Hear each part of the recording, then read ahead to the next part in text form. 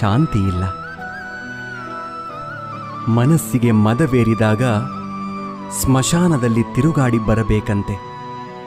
ಏಕೆಂದರೆ ಅಲ್ಲಿ ನಾನು ನನ್ನಿಂದಲೇ ಎಂದು ಹೇಳಿದ ಎಷ್ಟು ಜನ ಮಣ್ಣಾಗಿರುವವರು ಕಾಣಸಿಗುತ್ತಾರೆ. ಭಗವಂತ ತಡ ಮಾಡಿದರೂ ನ್ಯಾಯ ಮಾಡುತ್ತಾನೆ, ಆದರೆ ಅನ್ಯಾಯ ಮಾಡುವುದಿಲ್ಲ.